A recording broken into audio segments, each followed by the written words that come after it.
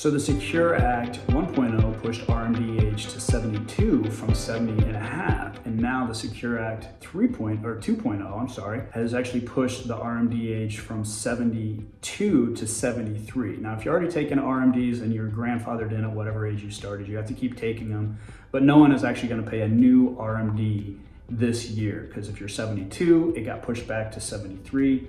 And then actually, if you were born after 1960, then you get to wait till you're 75 to have to start taking your RMD. So that's great, because the really good tax planning years are what we call the gap years between when you retire, whether maybe it'll be 62, 65, whatever, until RMD age, which has now gone from 70 and a half to 72 to 73. And then for those born after 1960, it's actually gone to, it's going to 75.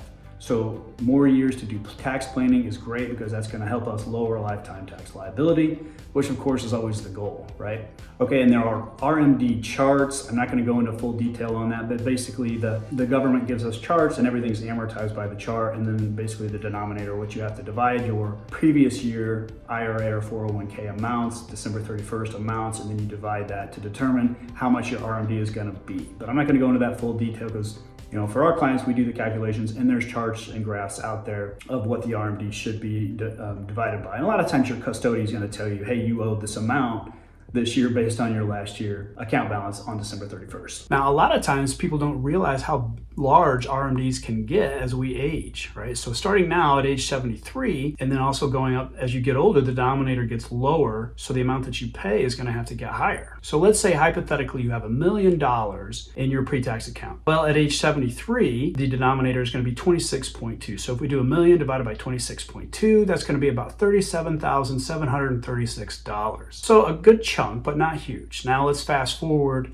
to age 80. Now let's say you still got $1 million in your pre-tax account. So the denominator is lower, so it's 20.2 now. So let's say you take $1 million divided by 20.2, and that's going to be about $49,505. So it's getting larger, right? Now let's fast forward to age 90. Now at age 90, if you got $1 million divided by 12 points, it's going to be 12.2. So you're going to divide by 12.2. And that's going to be about $81,967 that you're going to have to pay, or that you're going to have to take out in a required minimum distribution. Now, one last step, we're going to jump up to 100. So at age 100, the denominator is all the way down to 6.4.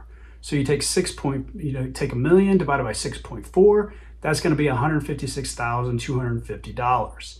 So this is what happens when I'm saying that a lot of times people are sitting on a tax bomb and they don't even know it. So if you're taking, even at age 90, if you have to take out, $82,000 from your pre-tax account, that's going to stack on top of Social Security, on top of everything else. So that's going to create a big tax bomb, or a higher lifetime tax liability than you want, or was probably necessary if you had done proper tax planning in the meantime. Next, I want to cover capital gains and how that's going to pertain to you and your retirement. A lot of times people don't realize that if you own a mutual fund in your investment accounts, a lot of times there might be gains showing up on your tax return, but you're not really using that money to live on. So it's not really doing you any good, other than maybe it's screwing up your tax return, and maybe bumping you into thresholds or out of thresholds that you don't want to be, or you're not even paying attention to, right?